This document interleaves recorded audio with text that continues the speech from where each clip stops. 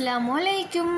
അപ്പോൾ ഞാൻ ഇന്ന് ഇങ്ങനെ ചിന്തിച്ചിരിക്കുമ്പോഴാണ് എനിക്കൊരു ഐഡിയ കിട്ടിയത് ലോഡഡ് ഫ്രൈസ് ഉണ്ടാക്കാമെന്ന്. അപ്പോൾ നമുക്ക് ഉണ്ടാക്കി നോക്കിയാലോ? വരി. അപ്പോൾ നമുക്കിതിനൊക്കെ ആവശ്യമായ 3 ഉരുളക്കിഴങ്ങാണ് ഞാൻ എടുത്തിട്ടുള്ളത്. അതിനെ ഞാൻ ഇങ്ങനെ കട്ട് ചെയ്തെടുത്തിട്ടുണ്ട്.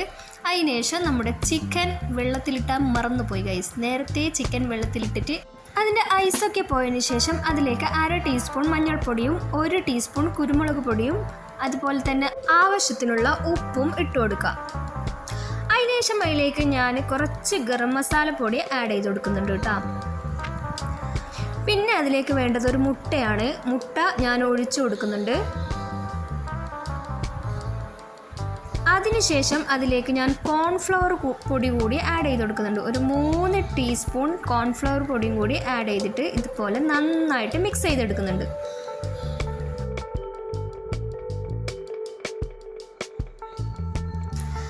ഇതുപോലെ മിക്സ് ചെയ്തെടുക്കണം. അതിനുശേഷം നമ്മൾ നേരത്തെ കട്ട് ചെയ്തെടുത്ത് വെച്ച ഉരുളക്കിഴങ്ങിലേക്ക് ഒരു 3 ടീസ്പൂൺ കോൺഫ്ലവർ പൊടിയും കൂടി ആഡ് ചെയ്തിട്ട് ഇതുപോലെ മിക്സ് ചെയ്തെടുക്കണം.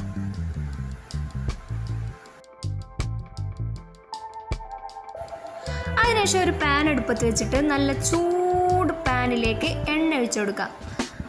എണ്ണ നല്ല ചൂടായി വന്നതിന് ശേഷം നമ്മുടെ ഉരുളക്കിഴങ്ങ് അതിലേക്ക് ഇട്ട് കൊടുക്കുക. ഫ്രൈ ചെയ്തെടുത്ത ഉരുളക്കിഴങ്ങ് ഞാൻ ഇതുപോലെ ഓരോന്നെടുത്ത് തിന്നുന്നുണ്ട്. മിക്കവാറും നമ്മൾ ലോഡഡ് ഫ്രൈസ് ആകുമ്പോൾ ഈ ഫ്രഞ്ച് ഫ്രൈസ് അവിടെ ഉണ്ടാവുമെന്ന് എനിക്ക് തോന്നുന്നില്ല ഗൈസ്. അപ്പോൾ അതിനുശേഷം നല്ല ചൂടായ എണ്ണയിലോട്ട് നമ്മൾ നേരത്തെ മാരിനേറ്റ് ചെയ്ത് വെച്ച ചിക്കൻ ഇതുപോലെ ഇട്ട് കൊടുക്കാം.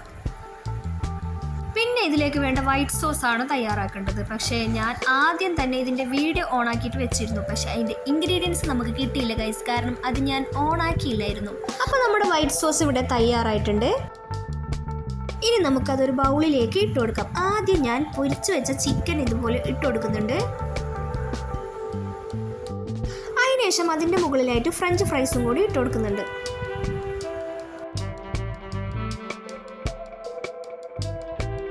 അതിനുശേഷം അതിൻ്റെ മുകളിലോട്ടായിട്ട് നമ്മൾ ഉണ്ടാക്കി വെച്ച സോസും കൂടി ഒഴിച്ചു കൊടുക്കുന്നുണ്ട് കേട്ടോ. കണ്ട ഒരു ഉറുമ്പ് അതിലേ വരുന്നുണ്ട് ഗൈസ്. വീഡിയോ എടുക്കുന്നത് അവനറിഞ്ഞു, അതുകൊണ്ടാണ് വന്നത്. കണ്ടില്ലെന്ന് വെക്കാല്ലേ. അതിനുശേഷം അതിൻ്റെ മുകളിലേക്ക് നമ്മൾ വീണ്ടും ചിക്കൻ ഇട്ട് കൊടുക്കുന്നുണ്ട്. വീണ്ടും അതിൻ്റെ മുകളിൽ ഇതുപോലെ ഫ്രഞ്ച് ഫ്രൈസ് ഇട്ട് കൊടുക്കുന്നുണ്ട്. ഇനി അതിൻ്റെ മുകളിലോട്ട് മുഴുവൻ സോസും ഇതുപോലെ ഒഴിച്ചു കൊടുക്കാം.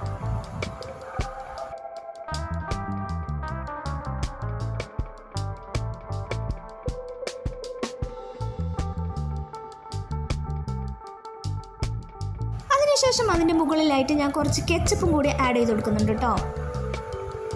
ഇതാണ് ഇതിൻ്റെ ഫൈനൽ ലുക്ക്. എങ്ങനെയുണ്ട്? അടിപൊളിയല്ലേ? കാണാനും നല്ല രസമാണ്, അതുപോലെ കഴിക്കാനും സൂപ്പറാണ് ഗൈസ്. അപ്പം മസ്റ്റ് ട്രൈ ആണ്. നിങ്ങൾ എന്തായിട്ടും ഉണ്ടാക്കി നോക്കണം. അപ്പോൾ ഇന്നത്തെ വീഡിയോ ഇത്രയേ ഉള്ളൂ. നെക്സ്റ്റ് വീഡിയോയുമായിട്ട് വീണ്ടും കാണാം. ബൈ.